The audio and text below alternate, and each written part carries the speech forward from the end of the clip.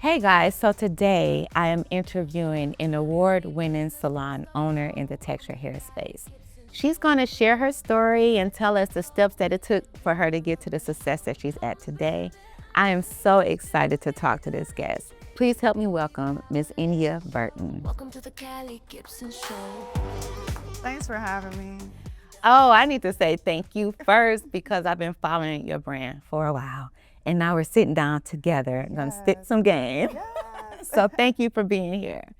Let's let the people know who you are and more about your brand. Okay, well, India Bertin, I'm a mom, I'm a wife. That's who I am at the core of who I am, but I'm also, as you stated, a salon owner, amongst many other things. As you know, we wear many hats. And my brand, of course, is High Texture Salon. We are located in Lawrenceville as well, Lawrenceville, Georgia, and we specialize in textured hair. So what made you want to specialize in texture hair? Well, it's a full circle moment type of answer. I've been natural wearing my textured hair since the 90s. And initially when back then, there weren't any salons catering to natural hair. And I had experience after experience that was not very pleasing for me. I even had one time, let's not even go there, but I had a comb broken off in my hair. You were getting your hair done? I was getting my hair done at a salon and the comb broke and I was an emotional pregnant woman wanting to just feel beautiful, and that experience happened to me and it was very traumatizing, to be honest with you. And so that kind of just planted the seed all the way back then, and that was over, wow, my daughter is now 20, turning 21. So that kind of planted the seed for me because I wanted to create a space where clients with textured hair feel seen, appreciated, and educated. And so that is kind of what started it. You know, at that moment, I didn't think about opening a salon, but I knew that is what we needed. It was needed. Yeah. I love that beat because it sounds as though that tragic moment that happened in your life pushed you to love your hair more. Absolutely. When on average, it would make people hate their hair more and want to always keep it straight, go and run to a relaxer, but instead you were opposite. So I love that. Yeah, absolutely. I mean, for me, in the moment, it was humiliating, but I didn't fault the stylist at all because I realized it was just a lack of education. Because why are you going through someone's hair with a fine tooth comb and they have curly hair? That would happen to most people. And so that, like I said, it's moments like that that you can either go left or you can dissect it and turn it around. And that's what I wanted to do, not just for me, but for other people out there who were experiencing the same thing. I wanted to create a space where they felt welcome.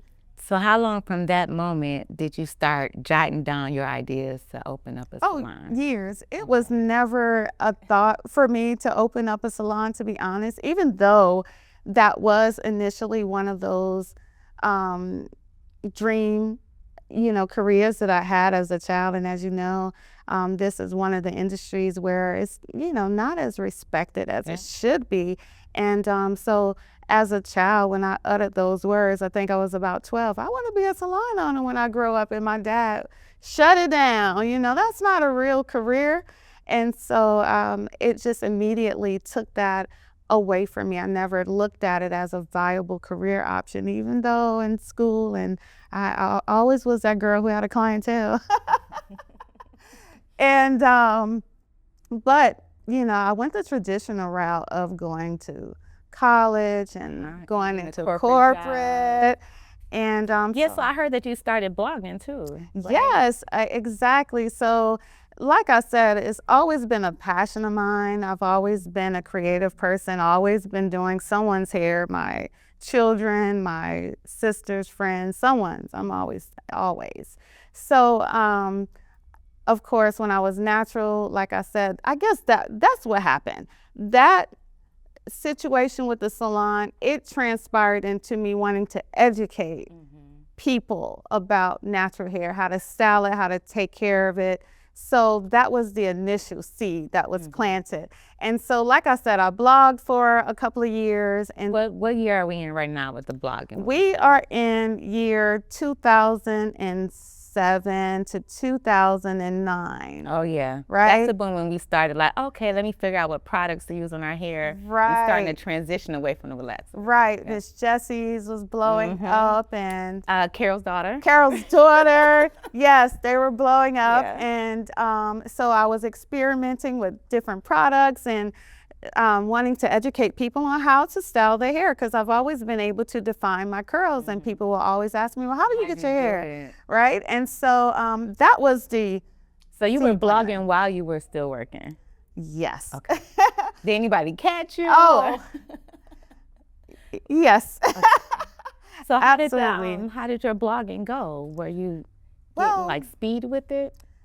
In my mind, like I said, this was before everything became monetized. You know, it really wasn't a huge push. Of course, you have those big blogs out there, but my blog, I didn't care about, being monetized. It was just a passion for me.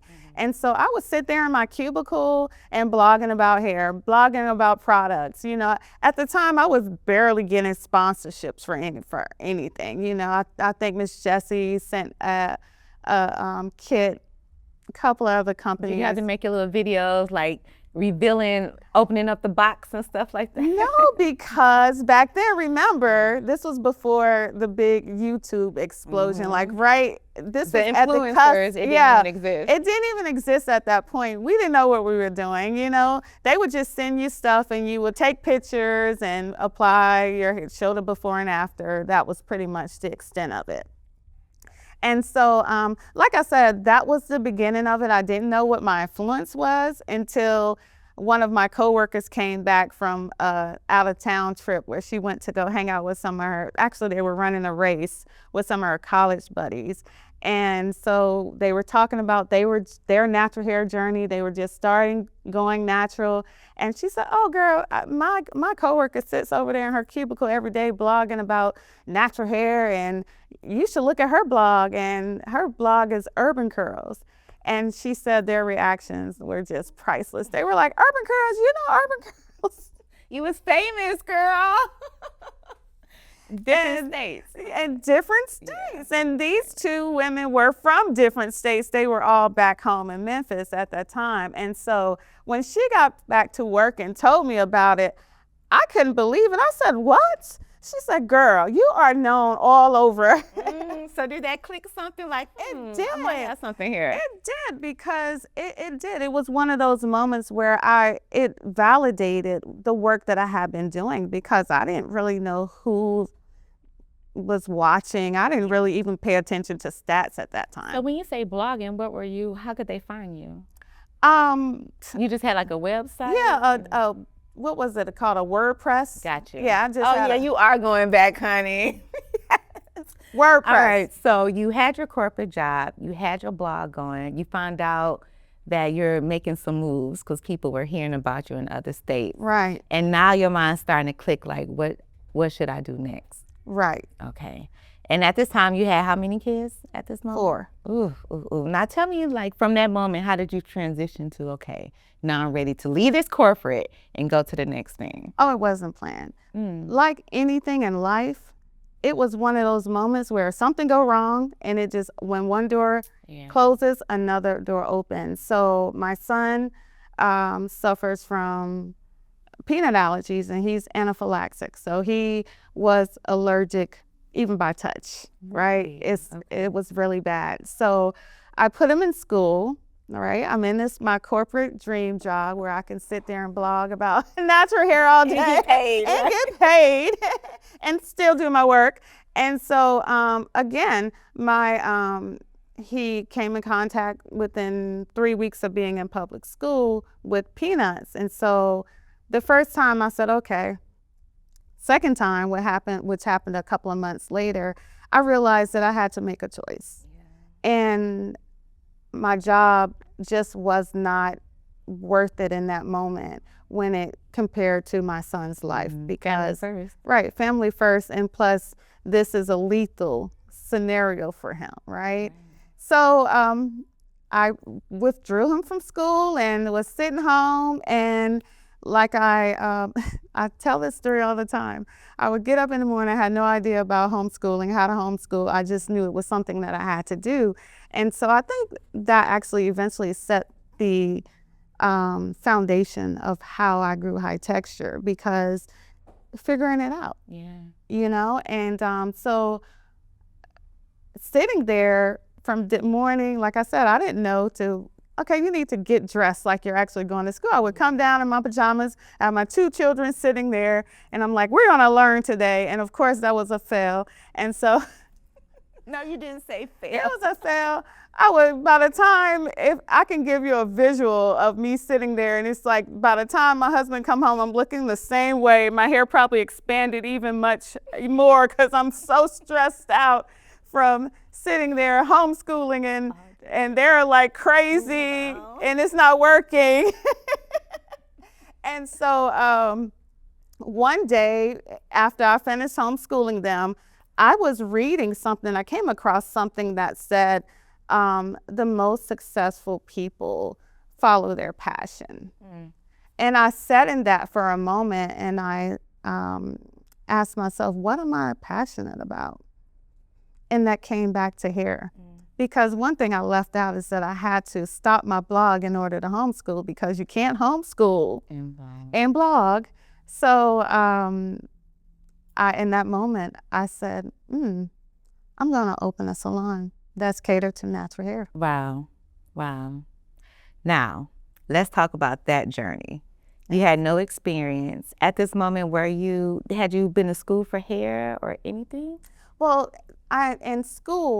in high school, yes, okay. I did cosmetology. Like the Votech thing? Yes. And so right after high school, I just didn't take it seriously. Of course, like I said, that negative seed had been planted in my head. So and we all know about right. it. They look at hair as a hustle. Absolutely. I had that same story where I always ran from it because it's like, I want more. I need to, go to school to be like a doctor or something like that, or a teacher, because hair is a hustle.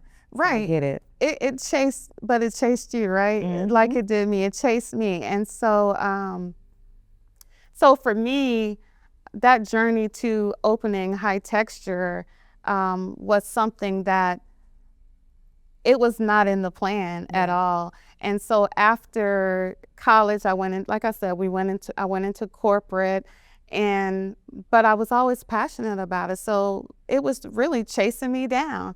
And so opening high texture was a journey in itself, of course. Okay, so let's go back to that moment. At this moment, how old would you say you were? What age was that? Oh, and that's even better, because I was mid-30s around that point. Okay. So I was mid-30s. First business ever opening?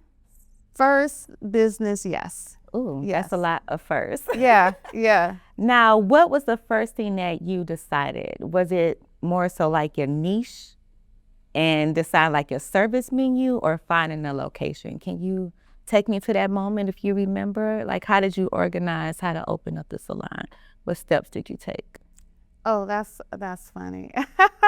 Well, probably my first step was deciding on my niche. Yeah. Because I knew that it was going to be unlike anything else around here. And so I hadn't experienced an upscale natural hair salon, right, prior to me coming up with that idea. And so, so my niche was first. I ended up going to a birthday party with 13 other women. They were friends of my coworker. And it always come back to hair when I'm around. Someone's talking. I know you're a hair lady. Yeah. And so we were sitting there, and so I had this idea in me, but I never spoke it. I hadn't spoken it to anyone aside from my husband and my immediate family. And so in that night, I felt compelled to blurt out at the table, like, I want to open up a natural hair salon, but I don't know if we have the need in Gwinnett County, or we have the, enough need to support it in Gwinnett County, or should I go to Atlanta? And every woman at that table, and mind you, probably maybe one of them were from Gwinnett County. Every last one of them said, oh, definitely Gwinnett County. Yeah, not Atlanta, right? Right, not Atlanta. So for those that don't know anything about Georgia, Gwinnett County is a suburb north of Atlanta, northeast we are, right? Northeast of Atlanta, about 30 minutes away, depending on what part of Gwinnett County, because it can be up to an hour away from Atlanta. And I will say the ladies out here cannot stand driving to Atlanta, right? Right.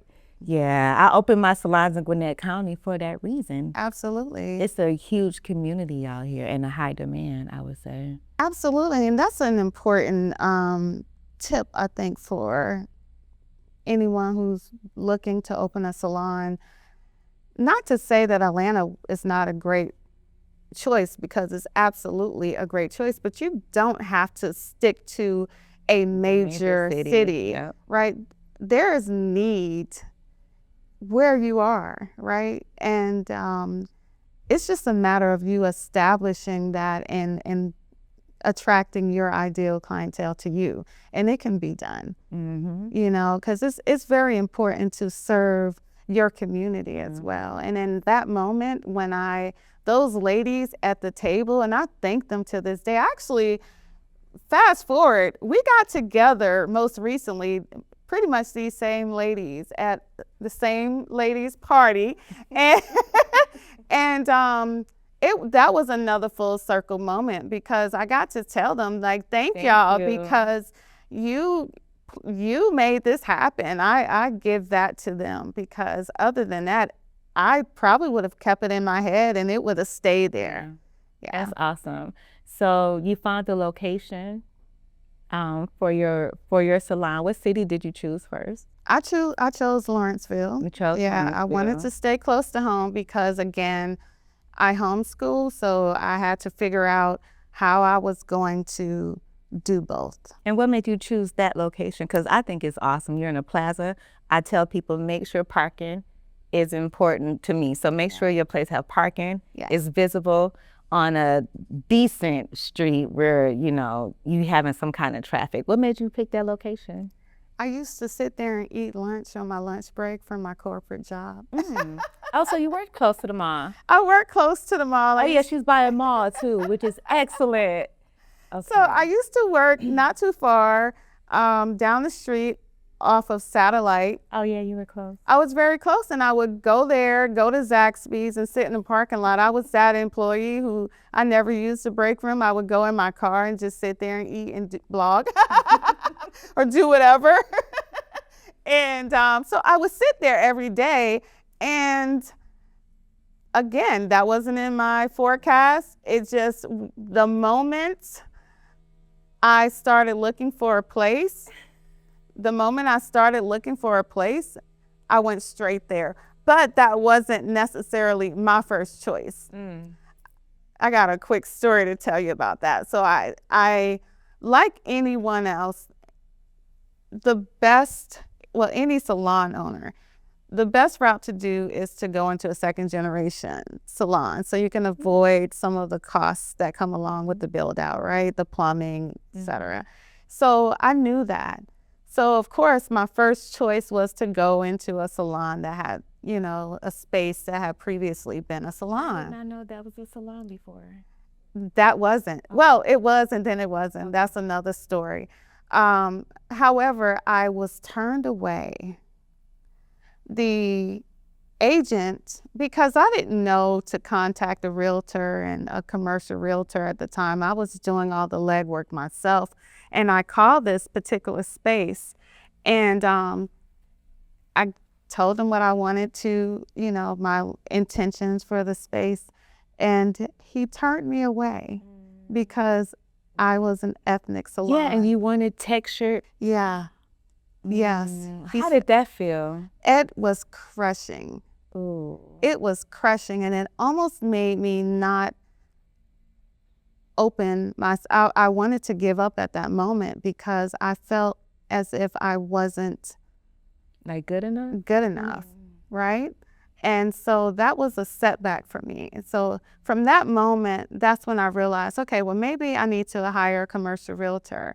And so I told her about the space on Atkinson, and she did the rest from there. So that's a very important tip that I would give to anyone who's opening up a salon or any type of retail space. Make sure you get a commercial realtor. That helps a lot. Oh, tremendously. It's funny that you say that in a sense to where you feel almost like discriminated Oh, yeah. upon, you know. I went through that when I wanted to be in this luxury or high-end upscale area. Do you understand how much proof of my business I had to send this company? Yeah. When all the other ones, it was easy to sign a lease, get in Yes. there, get the pricing I want. This one location off Sugarloaf, they gave me, I was thinking like, what? You don't want Black people over here? Yeah. But we got it. Yeah. And I guess it was a proud moment for me because I felt like I made it, you know, I got accepted. Right. And I can't wait until those moments stop happening. Yeah. Our businesses, our brands are just as good as any other brand that's out there. They if really not are. better. And I'm glad that that didn't discourage me because it was one of those moments where I felt like I wasn't good enough or my idea wasn't good enough. And you already carry the burden when you have this idea that you're trying to bring to life. You already carry that burden of feeling like, what if I fail, right? So when you have someone discriminate Before you even start. It's a lot to get past that. Mm-hmm. Yeah. I'm going to pause for a second, y'all. This is a super transparent moment. The first time I recorded, I was in my Atlanta location. Now we're in Lawrenceville. I picked a day that the salon was not open, not realizing how many other businesses are opening or things that's happening. So y'all might hear some hooting, some hollering, some music in the background because it is like a fitness center on this side, on the other side of my wall. And now the landscaper is out there cutting the grass. But we're going to keep it moving. I just wanted to put that out there. Like, this is real life. We aren't cutting nothing at all. This is just how you get things done, right? Absolutely. You gotta work it out. Pivot. Gotta pivot. Gotta pivot. Keep it going. So here we are. All right. So now we're at the point you find your location. You know what the niche is. Did you hire right away? I know we're going pretty far because you opened up in 2000 and we're going pretty far back. 2000 and what? 2012. Oh yeah, so we're going So 14 years. So how did you open up? As with staff already, or were you in there by yourself? no, yes and no. So again, this space was a salon previously, right? And so I was super excited, lower cost. I told my husband, this is how I sold him on it, right? I said, I want to open up a salon. It was already previously a salon. So, it's going to only cost $20,000, $10,000 to $20,000, right? But I just need to get furniture. You can do the floors. My husband does floors. You can paint. Save some money. Yeah. And I'm not going to be there. You said you're not going to be there, I'm not going to be there. Oh, I'm going boy. to hire some booth renters, and all I need is 4 booth renters. That's going to cover the rent. That's going to cover the rent. And I'm just going to come in here, show my face, and that's it. Life is going to be perfect. Business is going to run smooth. Absolutely. And what really happened? Well, going back to leases, as soon as I get ready to sign my lease there, they said, oh, we're sorry. We have someone who wants to rent out the whole half of this shopping center, which will be 6 spaces, right? Okay. Including the space that you want. So we're sorry, but we can offer you another space further down in the shopping center. And I said, oh, okay, well, that's not a bad thing. So they said, well, you're just gonna have to build it out, but we'll work with you. And so that was one of probably the biggest mistakes that I made, not fully understanding the full cost of a build out. And so going from a space that had already been built out to a Kind of like a shell. it was a shell. There were no floors, there were nothing. It was no the plumbing, the bathroom was plumbed out, but that nothing for shampoo bowls. What about your outlets and stuff for the station? Nothing. Well, your space is gorgeous. Yeah, thank you. How long did it take to open, and how much did you spend, if you don't mind us? It went from, like I said, selling my husband on $20,000 to probably somewhere between $60,000 to $70,000. And I remember the crazy part about it, and that's on the low end. That is what with us doing a lot of stuff ourselves, as far as the aesthetics go. Now, of course, we had to get electrical and permits and blueprints and all of that stuff. So you hired like an architect to draw everything out? Absolutely, I had to do. You had a general contractor? Oh, yes. You did your permits through the city? Yes. Oh, she did it the right way. I did it the right way. And the right way had me just crazy out of my mind. It takes a while It sometimes to does. open up. And you don't, and I think honestly, and he probably would kill me for saying this, but I think that's the first time I ever seen my husband cry. And we sat there in the Gwinnett County parking lot of the permit place, and we both cried. And I was boohoo crying, and then he started shelling the tears. So that probably was the first and only time. And we've been married 25 years, 24 years. Not crying over the babies, but that was a baby, a different type of baby, right? Absolutely. It was a lot. It's a lot. And I think that people really underestimate how much work goes into opening. So what was emotional for you guys? Just the rejection again. You know, when you're dealing with the permit process, it's not an easy process. And even though we had the architecture. You thought you had it all together? Yeah, we thought we had it all together. We had the blueprints. We go walking down there. They open it up. They said, oh, no, nope, come again. How long did it take for you to open? It took me, well, they gave me, and that's always a good thing, negotiate your lease. So I did negotiate 6 months of free rent for my build out time. And it took about 6 months for me to get open. And did you get any money towards the build out, like tenant allowance? I did get some tenant allowance and improvements. It's been so long, I don't even remember how much. I'm with you with putting it out there. Make sure you get a discount and free rent. Oh yeah, absolutely. And money towards the build out if possible. Absolutely, and that's why it's important to hire a commercial realtor to work through that, because. But not all realtors are good. That is so I gotta true. be honest with you. I went through a few. I had one, and I knew more than she did. But this was after making so many mistakes. Right. So my experience helped me. And yeah, I had to help her. Like, hey, did you ask for this? What about this? So when I finally got a great realtor that gave me some discounts and different things that I know I couldn't do on my own, I just stuck with her. Oh yeah. Did you only work with one? No. The first time, my initial realtor was wonderful, right? She got me through the negotiation, all of that. But the build out part of it was a nightmare, right? Because you don't know what you're doing and you're trying to, I wouldn't say, you're getting frustrated. You know, I went through 2 GCs. You're getting frustrated because of the process.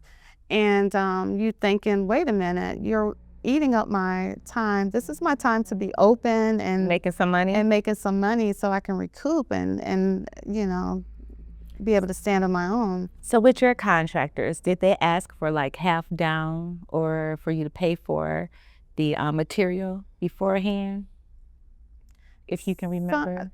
I can't quite remember for everything, but yeah, it was some of that. It was also some mistakes because I've gotten ripped off. Yeah, I've gotten ripped off. Yeah. 1 second, Cliff, I noticed that the AC was still on. That humming noise, do you think you can cut it off? Because I think that might help. It's noise cancellation. Oh, we'll be good. Okay. Okay, cool. All right. So yeah, working with the contractors, putting that half down, I learned a lot with that situation too. Because now you just learn more the longer you go into it. Yeah, absolutely. It's a learning experience, and of course, you may be able to avoid it sometimes if you're lucky, but it also prepares you for the future. Okay, so you're right about that. We're gonna fast forward a little bit because now you got your space. They're building it out. Now let's go to the grand opening portion. Okay. When you did your grand opening, did you have staff at that moment? I did. Okay, so tell me about that hiring process. Well, the hiring process, The first round, I should say. well, the road, the journey. Because you were new to all of that. Right, Did you know what questions to ask or where to find the people to interview? No. How you get the word out? No. Well, I didn't have to do a lot. I don't know why. Really? But I think a lot of it was my location because I would be sitting in there with just. Did you have to sign up already? I had to sign up, but I still had the paper over the windows. And a couple of times I would be in there still, doing the finishing touches. And I would get people coming in inquiring about a position. So that's kind of how I started with my first staff. I can't remember at that point what else I did at that time, but no, I did not know the right answers or questions to ask. I did not know what qualifications aside from, of course, a license. And I didn't know really any of that. I thought I knew. But in hindsight, I didn't really know. So what did you hire off of? At that point, I hired off of skill and experience. Okay. At that point. Now, if you ask me that same question, I hire off of personality. Oh, girl, say it again. Personality. We learned, don't we? Yeah. Why do you say personality? Let's see if we in line with this one. I say personality because for one, the person needs to fit within your culture that you've established in your salon, right? They have to be a good fit. Secondly, they also have to have a willingness, right? And so that's one of the questions that I always ask now. What is your willingness level, right? Because a lot of times when we're not cognizant of our willingness level, we think we're really doing more than what we are. But when we get honest with ourselves and really ask yourself, what was my willingness level? Was it a 10 or really was it a 2? I like it. And a lot of times when you get real with yourself, you're going to fall between that 4 to 7 range, right? And so you can tell me anything, but when you really have to answer that question for yourself, it's one of those eye-opening moments. And so, like I said, back then, I hired based upon skill set. I wanted the best, and I wanted, the most talented, and I was really in search for that at that moment. And but over the years, like I said, you live and you learn. Yeah. So from what I can see on the outside, from watching your social media, or if I run into somebody in Gwinnett County that was a client of yours or your salon, everything just looked so uniform, so perfect, so professional. I didn't know what you were doing at that moment, but you were on a level much higher than any other thing that I've seen when it came to the natural. Wow. Even the way you took your pictures and you posted on your Instagram, did you put a lot of thought into that? Even like the team, you used to post things about your team. How did you build that culture? Like, was that, tell me, how did you create it? Because everything was just always on point. Well, it was a work in progress with. Even from the beginning. From the beginning, it was a work. I call that the pretty salon, and that's what we do as hairstylists. And when we're in the beauty industry, it's all about the aesthetics. And So we, first and foremost, we pay attention to the aesthetics, what looks good, right?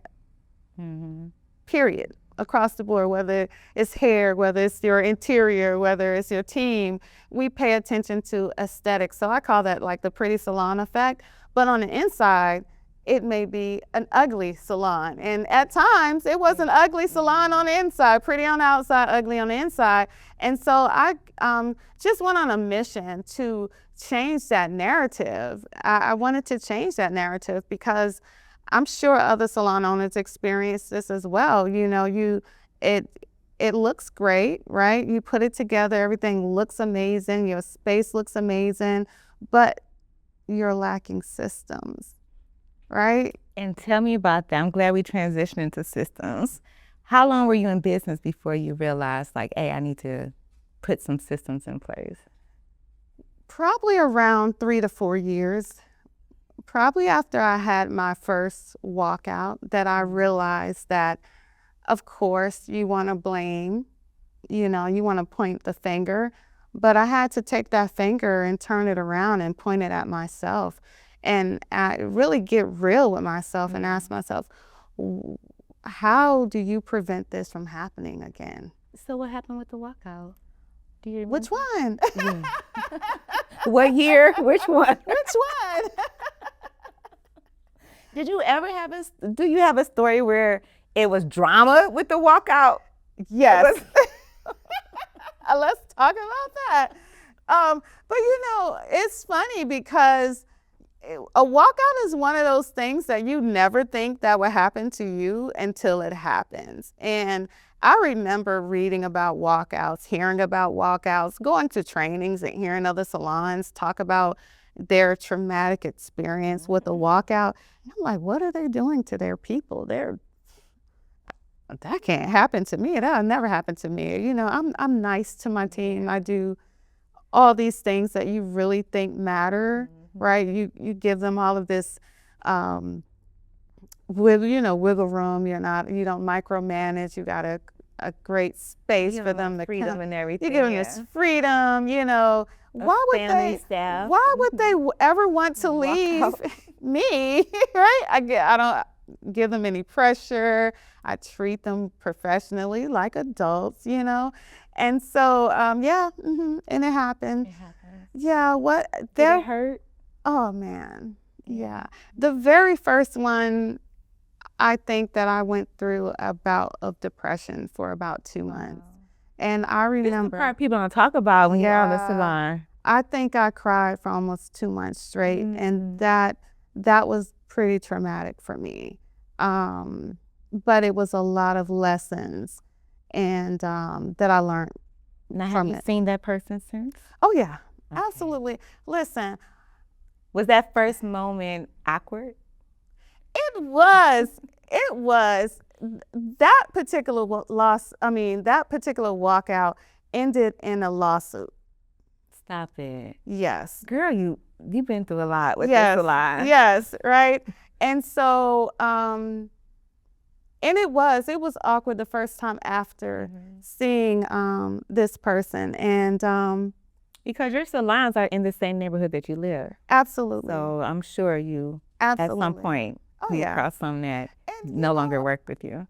Oh, all the time. And I would say 9 out of 10 of them, I would say 10 out of 10, to be honest. There's no beef. Listen, I'm going to see you and I'm going to say hello to you and I'm fine. Yeah, we're going to keep it moving because it's business. And I think that's the key I had to take away that feeling of it being personal. I was going to ask you that, like, it takes a strong owner to separate the two. Because at the beginning, everything is so personal because we put so much heart into everything that we do. Right. And we want to cater to anyone that works for us. And when things don't go the way we want, it can get personal. It does. Yeah. And that's because you don't know any better, right? And you attach your personal feelings to a scenario. And people don't leave you unless you're just a horrible person, right? That's true. You know, unless they have something going that, on. no, lately, right? that's what But I'm yeah, saying. that's- They don't leave leave you you because because of you. Mhm. They leave because of their own needs. Now, whether or not you're meeting their needs, that's another conversation.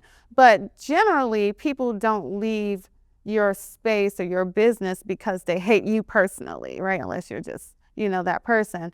Most of the time, they're leaving because they reached their point, they reached their season, right? They're ready for their next season, and it has nothing to do with you. And once you realize that it has nothing to do with you, that changes everything. It changes the relationship. It changes that idea of them leaving as a negative thing, and it turns it into a celebration of their growth and their next steps. That is so true. How long, what's the average lifespan of your stylist now? Wow, it has evolved. Initially, I would say 2 years when I first opened, but after I really worked on my culture, now it's getting into 4 to 6 years. Right now is the average span. But prior to that, child, keeping somebody past that 2-year revolving door mark. Hey guys, it is me again. And real quick, if you are serious about opening your salon, you should know that now is the best time to open a salon. I've opened up a couple exclusive spots for one-on-one calls if you're ready to start now. To book a call, you could just head to the description, or if you're following me on Instagram at I am Callie Gipson, Callie with a K, and Gipson with a G and P like Peter. I love you guys. And if you're not following me, what's stopping you? The link to book a call with me is also in my Instagram bio as well, okay? So go ahead and book now, and let's start that dream salon, and I'll talk to you soon. So now we're talking about salon positions and staffing. What roles do you have in your salon now? Is everyone hairstylists, or do you have assistants and managers? Oh yeah, absolutely. So we have one of the things I can say is learning how to take the delegate is what I would say has been one of those game changers in my salon, because I went from trying to do it all myself. I remember I couldn't afford a receptionist, so I was receptionist, and I was assistant. I've been a little bit of everything in the salon, and of course those are the times where it feels more chaotic and it feels you're all over the place. Yeah. And so I had to learn to create departments in my salon, even though we're a small team. So yes, we do have front desk, we have associates, we have managers, we have stylists, and they have a very clear career path. And most recently, I started a co-stylist program in my salon, and that is for new stylists that are coming out of school to help bridge the gap, so they get to work directly one-on-one with a stylist in the capacity of a co-stylist, and not just an assistant. Do you see how creative you are? Co-stylist instead of just saying assistant or apprentice, you know what I mean? Right. That is nice. Are they paid for that position? Oh, absolutely. So all of the positions in my salon are paid.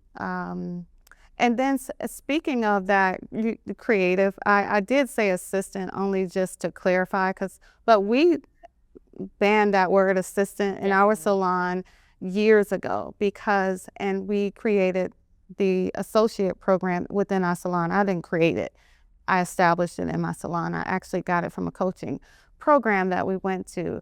And so the associate role is a stylist in training, and generally they are someone who is in hair school or recently graduated from hair school. And it's just more than a role of assisting a stylist. The associate is the backbone and the foundation of the salon, and it's probably the most important role in our salon. Getting them to always understand that is not so easy, but if you're not a good associate, then you're not going to be a good stylist. And the reason I say that is because when you become a stylist, right, there's levels to this. There's levels. You're still going to be an associate, right? You're just adding on, Doing more. doing more. And same thing, when you become an owner, you're doing all of that plus being an owner. And I really hone into that with my team so they understand that every role in this salon is as important as the other. So that's more so like an entry-level position? Yes. Can anyone come in and get a chair right away? Oh, It's very rare. It's very rare. But even with that being said, we have our own in-house training.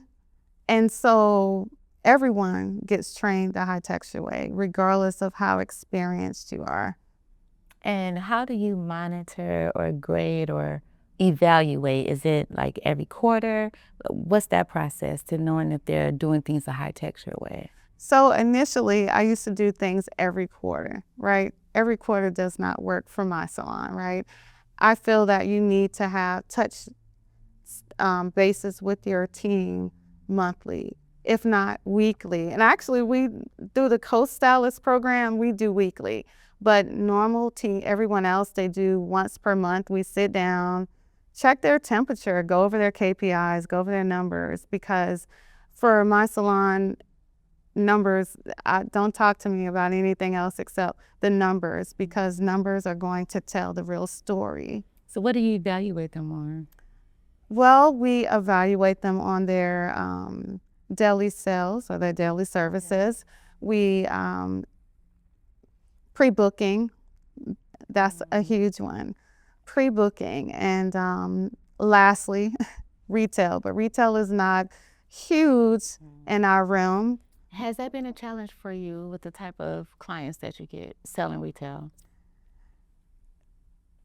Yes and no. Because I'm only asking because I noticed even with my salon, they're like, I'd rather just come to you to do everything. It's more of Yes. and then even just the staff, because they're so labor focused and not necessarily communicating and introducing things. And that's something that I will say is still a challenge for my salon, working on that part. So I was just wondering, do you sometimes have a challenge in that area too? Yes, I do. And it's not where I want it to be, but it's something that we work on constantly, because just because something is a challenge doesn't mean that you need to give up on it. So we still work towards retail in us, even though a lot of times they don't hit the number, we still work towards it. And that goes back to consultation, because again, in our industry, we're very focused on the service. We want to slay this service, and we really don't focus on the products. But I find that especially when it comes to texture hair, educating your clients on what you're using and why you're using it and why they need to use it when they're not in the salon is so key, so that they don't go home and put something else on their hair that may counteract what you've just done. And so that goes back to consultation, and that's one of the systems that Is that part of your training? oh yeah. Oh, girl, you have it together. So you have your training, you get everybody involved. Is it commission based? Yes, our salon is commission based. Why did you choose commission? I chose commission because I wanted to have control over my brand. And remember, we talked about initially, I thought Booth rent. I was gonna booth rent and everything is gonna just, they'll never see me. How Yeah, we about started that? talking about the build out and everything after that. So Right. how did booth rent go for you? I did not. I never booth rent. So just going through, once I really started getting Numbers. deep into my build out and how much I was investing, because like I said, I didn't realize what was going in, what I was getting into. So like I said, I went from an initial measly budget that now this sounds insane, because you can barely buy a station for that amount of money. But back then, it was a lot. it was a lot. Did y'all fund it yourself? Yeah, Oh, we wow. funded this ourselves completely, debt free going in, and that actually saved me a lot, because it's one thing to open a salon, but then it's totally a different story to get the salon going and running and being profitable. And if you don't understand that part of it, you're in for a ride. I mean, as we can see, it's not easy staying in business. As hard as it is to get open, it's even harder to stay in business. To stay in business. Now with your staff, we were talking about, the hiring and everything. Do you have employees? Yes, all of my staff are employees, every one of them. Now that is a topic that a lot of us, how can I put it? Most people, when they open a salon, they don't think about employees. They're scared of it. How did you learn about opening up transitioning to having employees versus just making them 1099? Well, one of the things that kind of gave me my experience in corporate, for one. Okay. And then secondly, my husband is also an entrepreneur. So I kind of already knew about, the difference between having employees versus 1099. And I did at first. Initially, I said, okay, we're going to do 1099. And then I realized, but I want control. I want control of my brand. This is what I want to do. This is what I want my clients to experience when they walk through the door of High Texture. So you can't do that when you have independent contractors. You just, because they have their own visions of what type of experience they want to create for their clients, and that can create inconsistency. So I knew right away that I wanted from the beginning. Yeah, absolutely. I knew that. You wasn't scared to, or feel like no one would work under your brand as an employee? Did that ever cross your mind? Oh yeah. Okay. Oh yeah, absolutely. And of course, I had pushback. It was something that was different. Especially in our community. That's why I'm asking multiple questions about it, because I know what it's like. You're right. We're used to the booth rent. Because we're used to the booth rent. And, you have to do what works for you, because there's a lot. It's not just hiring people that you don't understand. That people, when you're hiring employees, you're just not hiring them to work for you, right? You're now having to learn how to manage their personalities and manage their expectations and their careers. And that's a different level of skill set that you need. So it was a challenge for me getting to that point, because then I had to evolve myself, because now I have someone's life in my hand, Yeah. Do you offer insurance? We offer AFLAC. We offer PTO. We offer bonuses as well. Okay, that's awesome. And is this like right away or after a trial period? 90 days. 90 days, and for our full-time employees. That's awesome. So you have your employees together, your salon is running smooth, you have your products, you have your training program. Yeah. What is this about you, the Teen Texture Camp? And you also received Philanthropy of the Year. Yes. With your salon, with Salon Today, I'm sorry, let me get that right.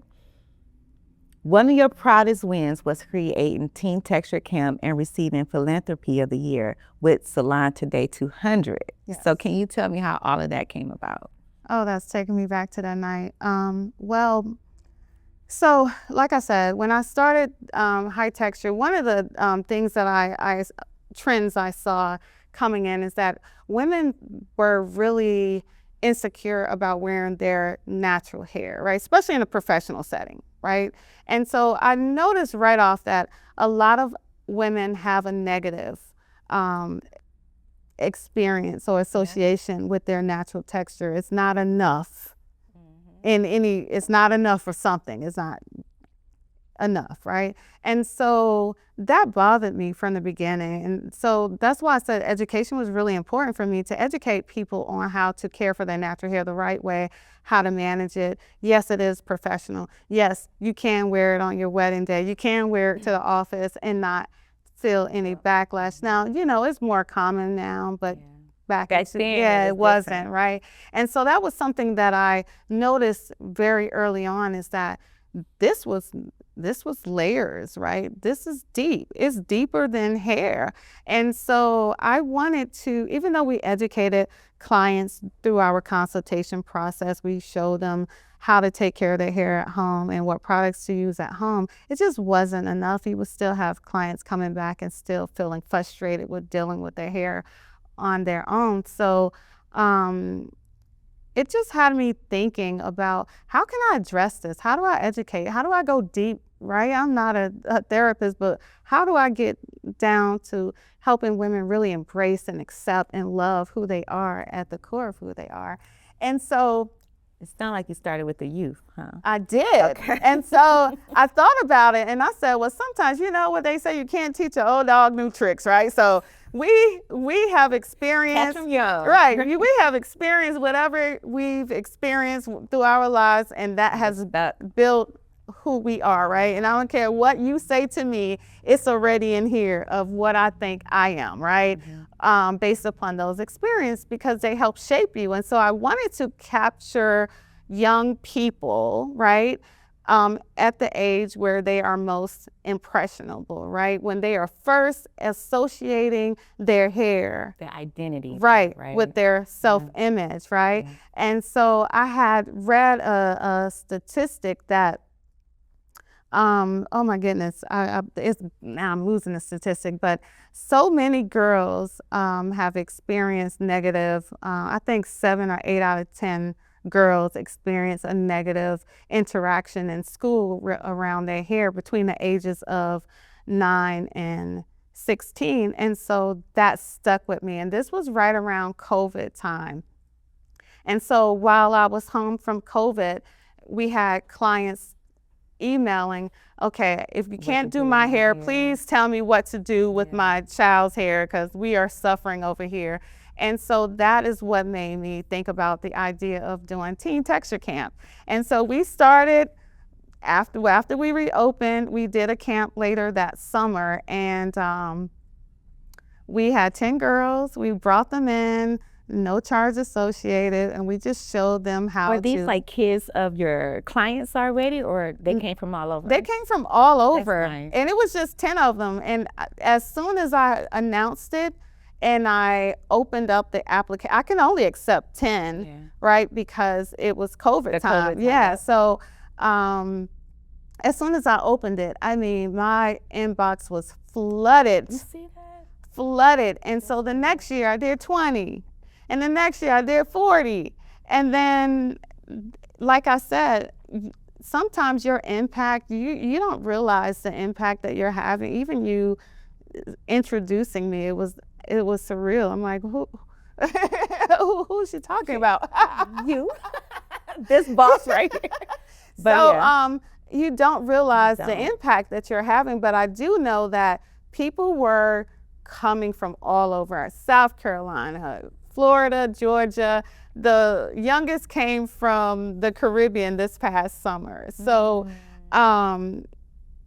so I decided to just go out on a whim, and I applied for the Salon 200 based upon my camp to create more awareness, because as you know, in order to provide this camp for 50 to now we're up to 100 girls every summer, it costs. And so I need sponsorship. And so I wanted to create a little bit more awareness. I really didn't know if it was meaningful or impactful to anyone else aside from the clients that we serve and the clients in our community who wanted this service or wanted to be in this camp. Is the camp free of, is it tuition free or no? It was tuition free. This year I'm actually having to sit back and reassess that because of the rise in cost and everything, but it's gonna always remain affordable, and no one will ever be turned away unless we're at capacity. That's awesome. So what do they leave away with?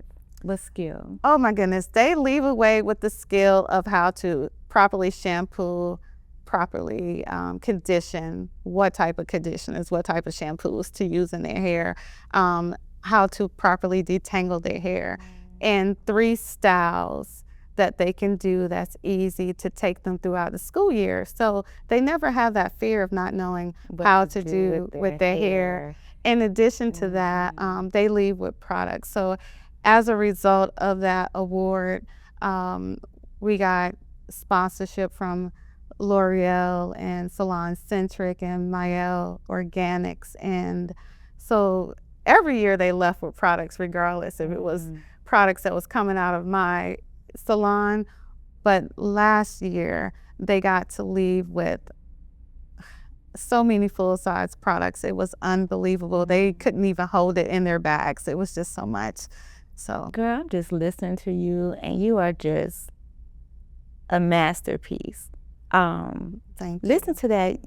When we open a business, I've always, and I'm learning more, that one business, you can have different branches. Absolutely. You don't always have, because they say, oh, you need to have like, you know, so many streams of income. So people automatically think, let me go do something else, 3 different things. But if you figure out one great thing, keep that as your foundation, and it can sprout out to others. And you are taking it to the max. So you have your training, you have, you make money from the salon by itself, and you have the retail, and you have the do you have courses?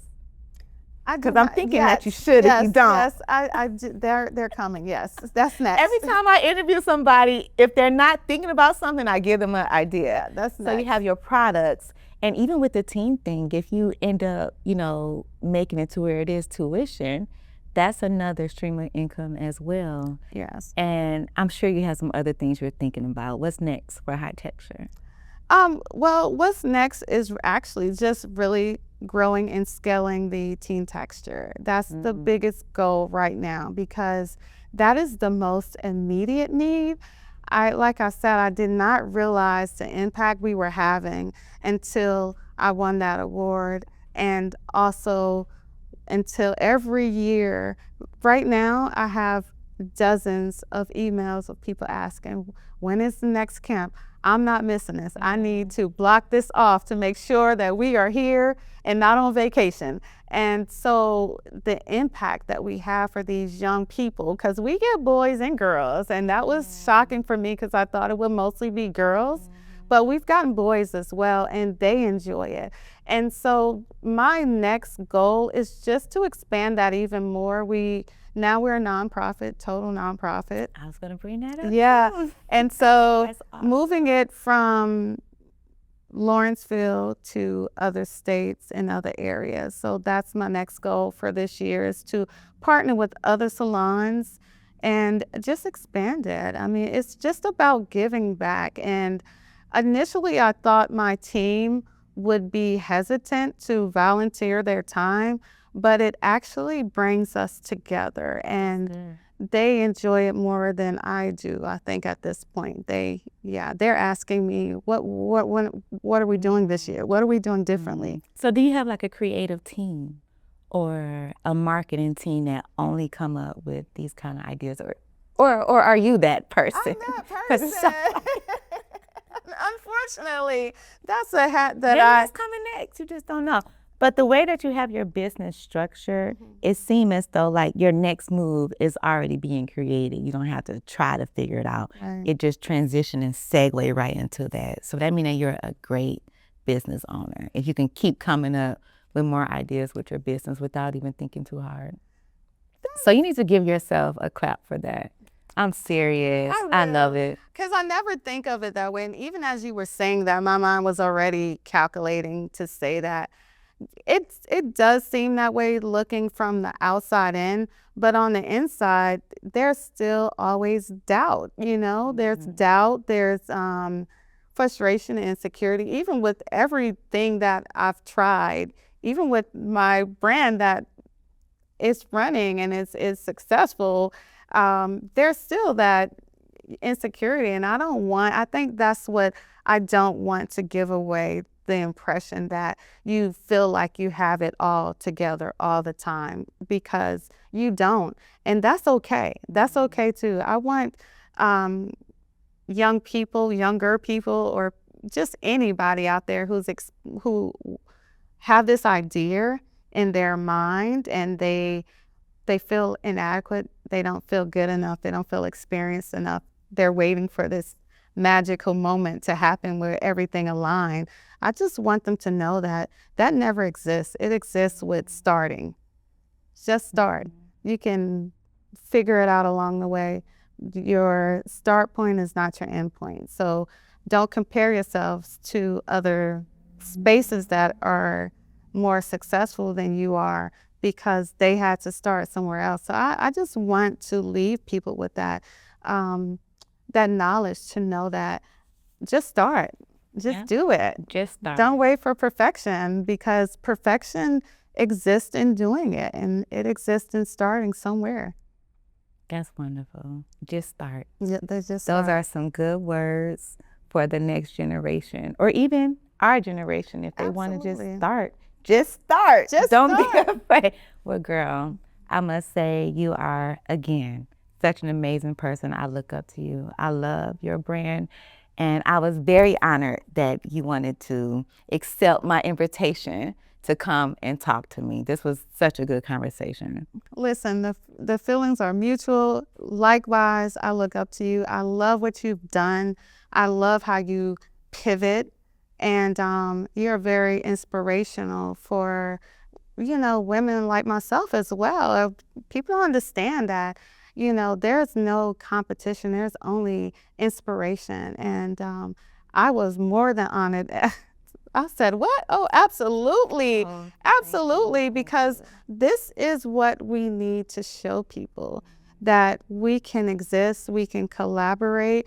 No one is your competition, right? There's room for all of us to take up space. So we need to get this idea of competition out of us, the spirit of competition, because it holds us down. And what I want for people that look like us, I want them to be able to not go into spaces and be discriminated or told that their little business idea is not good enough for this area or this space or this rent, right? And when you're the first to try something new or create a movement, because that's exactly what you're doing, it puts us back, like you mentioned, we're not doing enough, we're not good enough, we don't really see how much of an impact that we're making. And I feel as though the only salons that's going to move forward are those that's making a movement. And that's exactly what you're doing. We didn't get into it, but I want to finish off with this last question I have for you. I heard, during another conversation, you talked about you had a second location. So you have opened and closed before. What would you do different opening up your next location that you didn't do the first time? Let's end with that question. Oh, that's a great question. I would have systems in place. First, I would have strong systems in place. I think we underestimate the importance of having a strong system in place prior to expanding.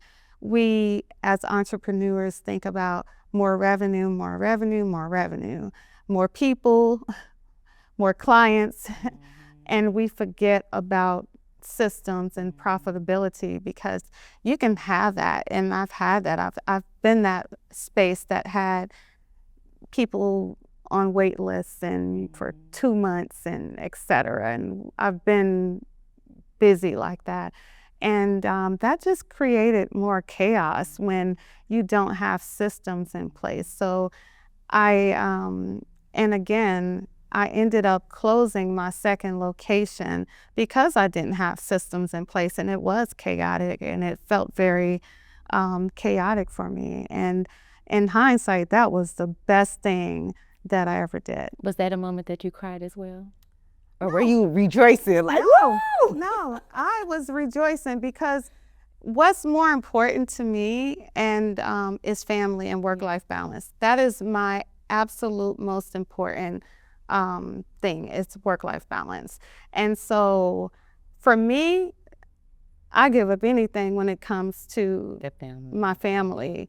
And so my family is always first. And at that moment, I had a young baby, and I was missing those special moments. He was bonding with my mother-in-law. I was thankful for it, but it was tearing me apart, and I couldn't be there for, I would homeschool, and then I'd jump in the car and I'd drive an hour to one location, stay there for a few hours, drive an hour back to this location, and yeah, it was just not what I wanted for myself. So no, it wasn't a crying moment.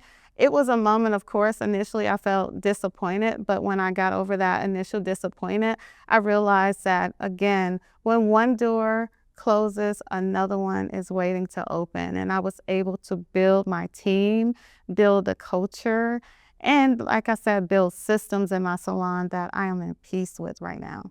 Let everyone know how they can continue to connect with you, and even if they want to know more about the teen camp.